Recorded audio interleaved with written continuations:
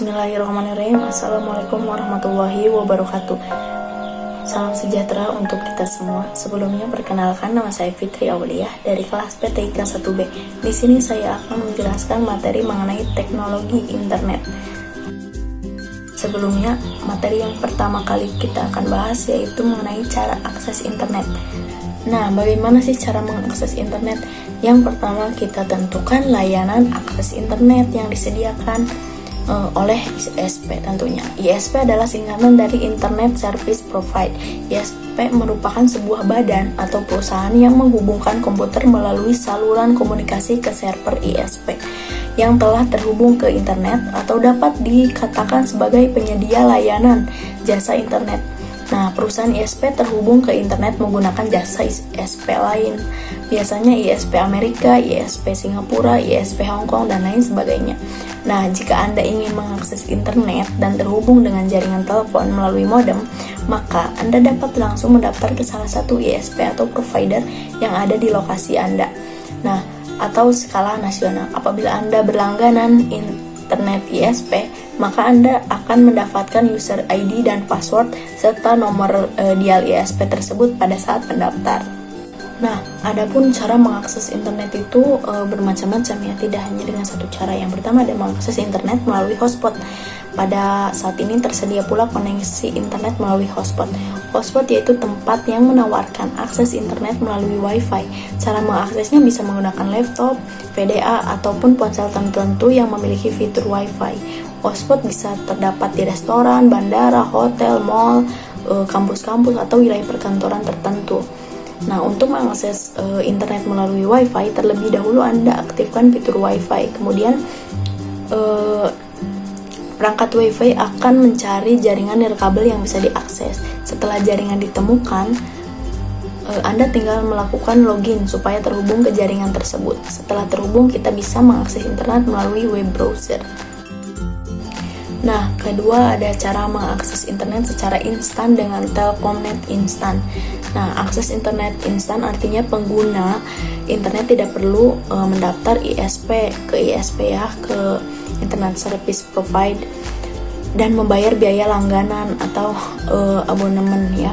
Tarif Telkomnet Instan biasanya Rp1.650 per menit, sudah termasuk biaya akses internet dan pulsa lokal. Nah, di sini ada contoh cara mengakses internet melalui Telkomnet Instan pada Windows Vista. Yang pertama adalah pastikan modem telah terpasang dengan benar dan kabel saluran telepon telah terhubung pada modem. Kemudian klik tombol start menu, kemudian klik menu connect to. Nah, pada kotak dialog connect to network yang muncul, pilih menu setup,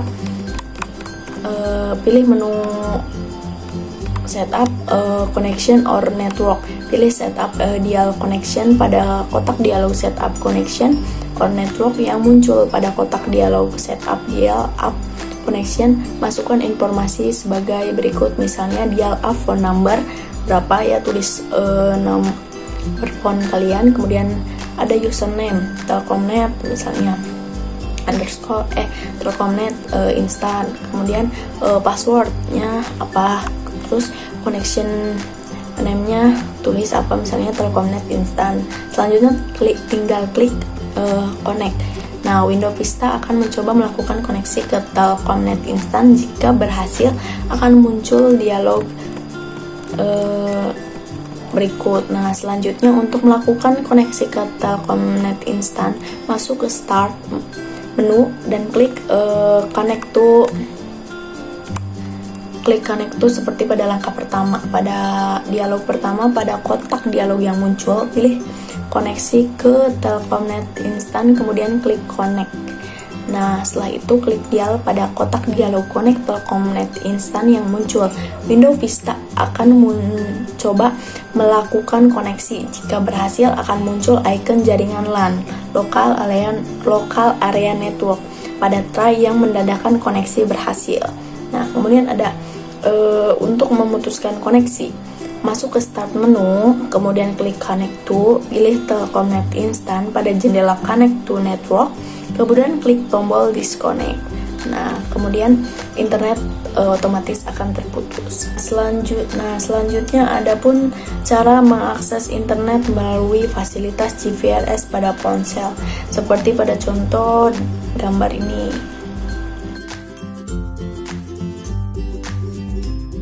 Nah, kemudian berlanjut ke materi yang akan kita bahas berikutnya, yaitu mengenai DNS. Nah, apa sih itu DNS ya? DNS server adalah server yang menghubungkan URL ya, atau singkatan dari Uniform Resource Locator, dengan IP address, Internet Protocol Address. Sebelumnya domain name dan DNS server hadir di internet, Anda perlu memasukkan IP address sebuah website saat Anda ingin mengaksesnya. Hal ini tentu melibatkan proses yang lebih rumit. Nah, Anda harus menghafal rangkaian nomor HP, nomor IP address yang Anda ingin kunjungi dan memasukkan secara manual. Tentunya itu sangat rumit sekali. Nah, DNS server membantu Anda memecahkan permasalahan ini. Anda hanya perlu mengingat alamat domain dan URL dari website yang Anda ingin kunjungi. Selanjutnya, DNS akan menerjemahkan URL tersebut menjadi rangkaian IP yang dipahami oleh komputer dan browser. Gitu. Nah, contoh kecilnya saat Anda ingin mengakses Facebook. Nah, Anda tidak perlu memasukkan misalnya HTTPS 69 atau IP address-nya berapa gitu ke dalam address bar browser Anda. Tentu itu sangat rumit sekali. Nah, karena adanya DNS, Anda hanya perlu memasukkan Facebook.com dan platform sosial itu akan secara otomatis terbuka. Nah, jadi DNS itu sangat memudahkan pengguna internet. Selanjutnya yaitu fungsi DNS. Setelah mengetahui pengertian apa itu DNS server, nah pertanyaan selanjutnya yaitu apa sih sebenarnya fungsi dari DNS? Nah, sejatinya DNS server adalah sebuah database server yang berfungsi untuk menyimpan alamat-alamat IP yang digunakan oleh hostname. Nah, namun ada pun fungsi lain dari DNS yang perlu kalian ketahui. Yang pertama, ada mencari alamat host untuk memenuhi request dari klien. Nah, kemudian yang kedua ada meminta informasi IP address sebuah website berdasarkan dengan alamat domain. Kemudian yang ketiga, mendapatkan informasi URL sebuah website berdasarkan oleh IP address digunakan oleh klien. Kemudian yang keempat, menentukan server yang paling tepat untuk pengiriman email. Yang kelima ada mengamankan aktivitas transfer data yang terjadi selama user mengakses suatu website. Kemudian yang keenam ada menerjemahkan hostname ke IP address dan sebaliknya. Kemudian yang terakhir yaitu mencari data yang sesuai pada database server untuk ditampilkan browser klien. Gitu. Sebenarnya semua fungsi ini bekerja secara otomatis saat Anda sedang mengakses sebuah browser di internet. Namun untuk memahami DNS lebih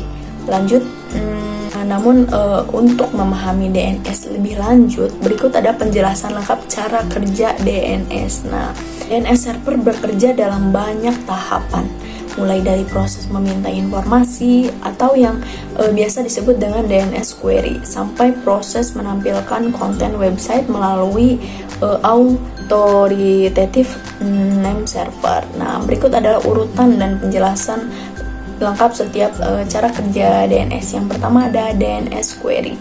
Nah, proses pertama yang terjadi ketika Anda mengetikkan URL alamat domain website pada sebuah browser Anda adalah DNS query. Saat Anda memasukkan URL pada sebuah browser, DNS server secara otomatis akan mencari informasi IP address URL tersebut pada file host server. Nah, jika informasi tidak ditemukan, server akan mencari rekam informasi yang pernah tercatat di sistem server. Nah, kemudian yang kedua ada DNS recursive resolver. Nah, DNS recursive resolver adalah proses pertama pencarian informasi IP address jika informasi yang relevan tidak ditemukan pada sistem server. Sistem akan mencari informasi pada sase penyedia internet atau internet service provider ya, atau biasa disebut dengan ISP. Kemudian yang ketiga ada root name server. Nah, jika informasi yang diminta oleh klien tidak bisa ditemukan di ISP, sistem akan mencari informasi yang Anda butuhkan pada root name server. database yang menjawab pertanyaan-pertanyaan soal nama domain dan IP address. Nah, kemudian ada yang namanya CLD name server. Melalui root name server, sistem akan menggunakan top level domain untuk menemukan jenis informasi yang dicari. Contohnya, jika TLD menggunakan ekstensi domain ID, berarti server yang digunakan pasti adalah server Indonesia. Begitu pula dengan AU, yang pastinya ada di server Australia. Dengan begini, sistem bisa meneruskan pencarian informasi ke server yang memiliki informasi dan data yang dicari. Kemudian selanjutnya ada authoritative name. Nah, setelah berhasil menemukan server tempat hostname disimpan, authoritative server memiliki semua informasi yang lengkap tentang website yang dituju. Saat semua informasi yang diminta sesuai dengan hasilnya, browser pun akan menampilkan website atau halaman yang klien minta pada awal pencarian. Nah, biasanya proses pencarian konten melalui DNS server ini akan diulangi untuk memastikan informasi yang ditampilkan tetap up to date. Nah, tapi beberapa informasi juga disimpan dalam bentuk cache pada DNS server agar proses query bisa berjalan dengan lebih cepat. Nah, lanjut ke materi selanjutnya, yaitu macam-macam DNS. Nah, dalam sistem DNS server, informasi yang disimpan dan diberikan disebut dengan DNS record. Nah, berikut adalah 10 DNS record yang paling sering dijumpai. Yang pertama ada yang namanya address record, ya, atau yang sering juga disebut record adalah informasi yang menyimpan informasi soal hostname. Kemudian yang kedua ada triple A record, menyimpan informasi hostname dan hubungannya dengan IP port 6 address. Nah, kemudian yang ketiga ada MX record, digunakan untuk merekam server SMTP yang khusus digunakan untuk saling berkirim email pada suatu domain. Kemudian yang keempat ada yang namanya CNAME record. Nah, CNAME record ini digunakan untuk melakukan redirect domain atau subdomain pada sebuah alamat IP. Kemudian ada NS record. Nah, merujuk subdomain pada authoritative name server digunakan jika DNS server subdomain Anda berada dengan main domain. Nah, kemudian ada yang namanya VTE record. Nah, VTE record ini memberikan izin pada DNS resolver untuk menyediakan informasi IP address dan menampilkan hostname. Kemudian ada yang namanya CERT record. Nah, digunakan untuk menyimpan sertifikat enskripsi atau sertifikat keamanan. Nah, kemudian ada yang namanya SRV record. Nah, SRV record ini berfungsi untuk menyimpan informasi terkait lokasi permintaan klien seperti priority, name, week, port, points, dan tempat dan TLL. Kemudian ada yang namanya TXT record. Nah, TXT record ini digunakan untuk menyalurkan data yang hanya bisa dibaca oleh komputer. Kemudian yang terakhir ada SOA record, adalah bagian yang muncul pada dokumen DNS John. SOA record juga merujuk pada authoritative name server serta informasi lengkap pada sebuah domain. Nah, itu tadi materi mengenai DNS. Nah, kemudian yang selanjutnya kita beranjak ke materi mengenai hosting. Nah, apa sih hosting itu? Nah, pengertian dari hosting adalah sebuah layanan online yang digunakan untuk mengelola data situs atau aplikasi web oleh pengguna dan ditampilkan melalui via internet. File website yang tersimpan di dalam hosting berupa gambar, skrip, video, email, aplikasi, dan database atau basis data.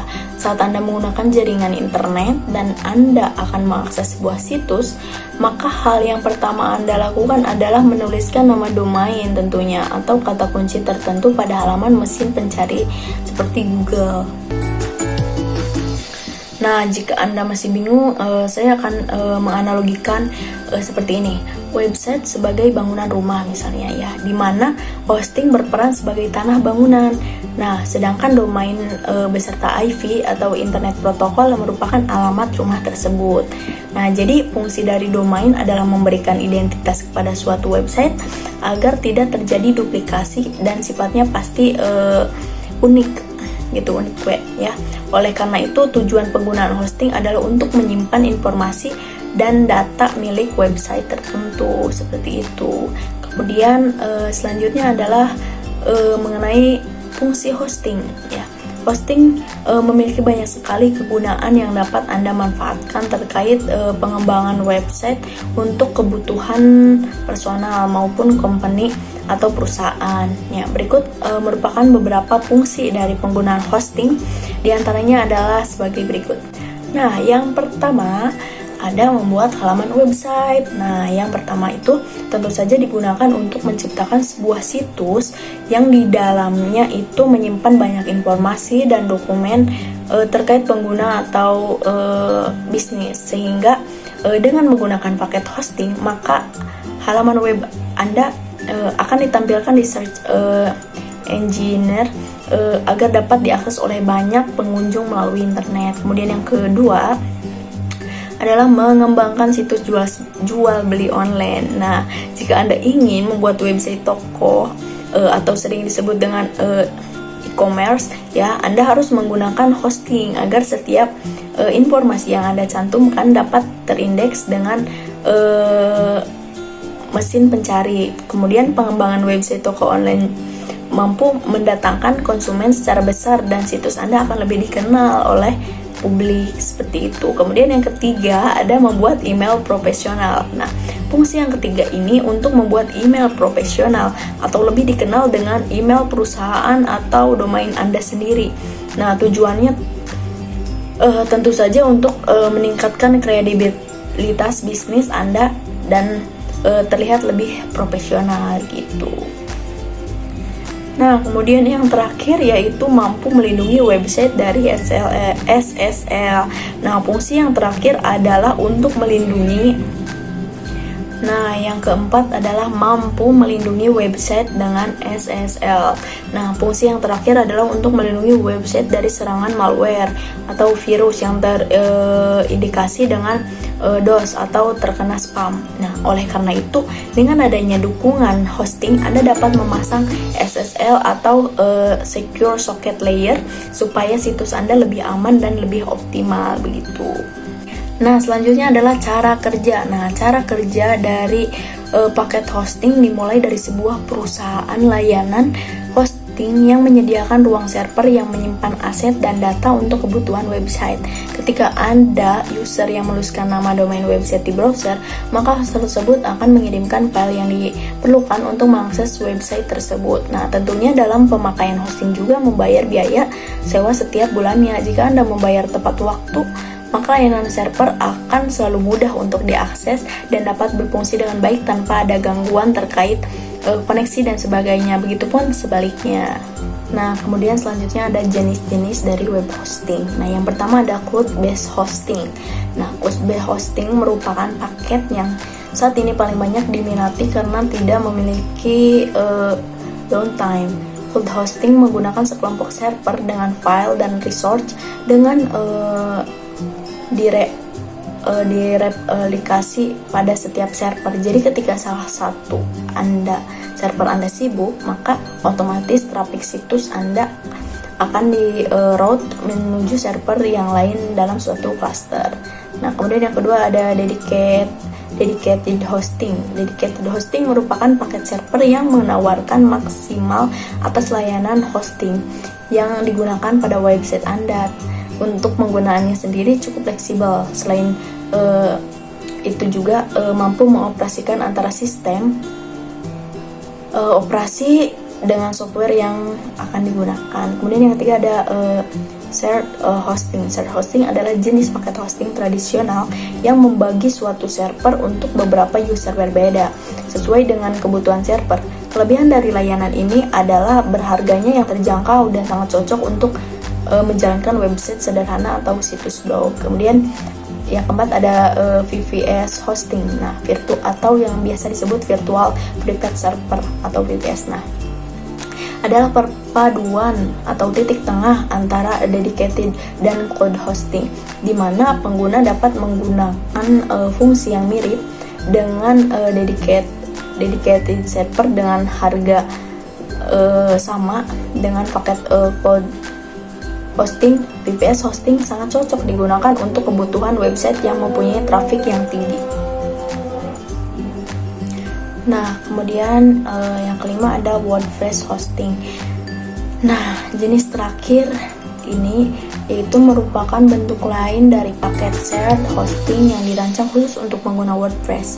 Nah, server ini telah dilengkapi dengan fitur pre-installed plugin dengan konfigurasi yang cukup optimal. Paket ini juga biasanya menyediakan fitur tambahan seperti tema, free design, drag and drop, terus page builder, serta tool developer yang lebih spesifik.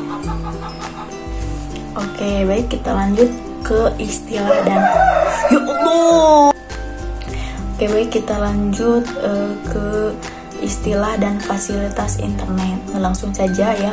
Menurut KBBI Kemendikbud, internet adalah jaringan komunikasi elektronik yang menghubungkan jaringan komputer dan fasilitas komputer yang terorganisasi di seluruh dunia melalui telepon atau satelit.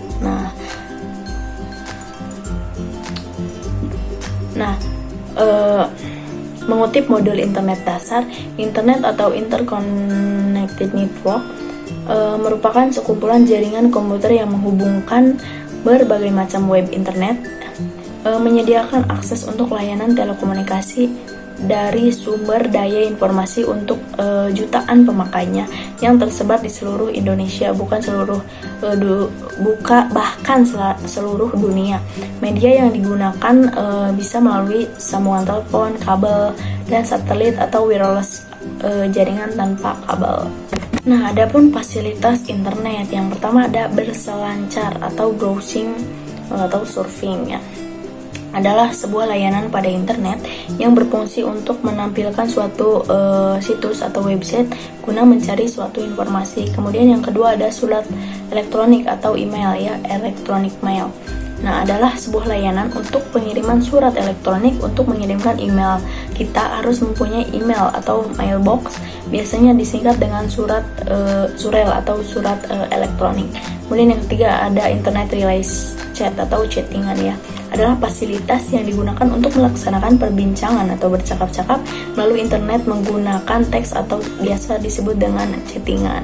Seperti itu. Kemudian ada istilah dalam internet. Yang pertama ada WWW ya. Itu tuh singkatannya dari World Wide Web. Nah, adalah sebuah istilah yang diberikan untuk seluruh bagian internet yang dapat diakses pengguna melalui semua web browser. Nah, kemudian ada situs web atau website ya. Adalah sekumpulan dari halaman web yang saling berhubungan dan dapat diakses melalui halaman depan atau homepage menggunakan sebuah browser dan juga jaringan internet. Kemudian ada yang namanya laman web atau web page. Nah, web page ini adalah suatu halaman yang ditampilkan pada suatu website di internet. Web page dapat menampilkan tulisan, teks, gambar, video, suara, pun yang lainnya. Nah, web page ini jika diibaratkan seperti sebuah halaman yang ada dalam buku. Web page digunakan untuk menunjukkan suatu halaman website. Nah, kemudian ada laman utama atau homepage-nya. Adalah halaman pertama atau halaman pembuka dari suatu situs web. Nah, homepage merupakan halaman yang paling penting pada suatu website karena merupakan halaman utama dan halaman yang diindeks terlebih dahulu oleh search engine sebelum halaman-halaman yang lain pada suatu website. Kemudian ada perambanan web atau biasa disebut dengan browser ya. Adalah program atau software yang digunakan untuk menjelajahi internet atau untuk mencari informasi dari suatu web yang tersimpan di dalam komputer. Nah, kemudian ada mesin pencari web atau search engine.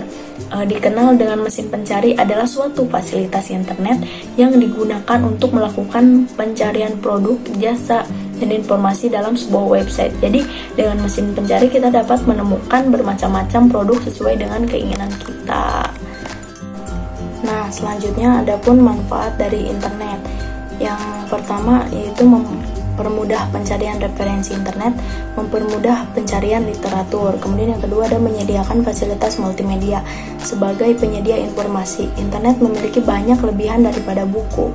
Kemudian yang ketiga ada internet dapat dijadikan alat untuk berdiskusi dengan anak didik agar pengetahuan anak didik semakin luas.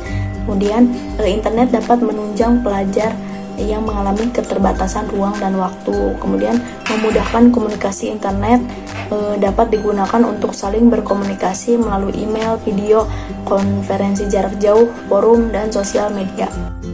Nah, sekian materi yang dapat saya sampaikan, kurang lebihnya mohon maaf. Saya tutup, wabillahi taufiq walhidayah. Wassalamualaikum warahmatullahi wabarakatuh.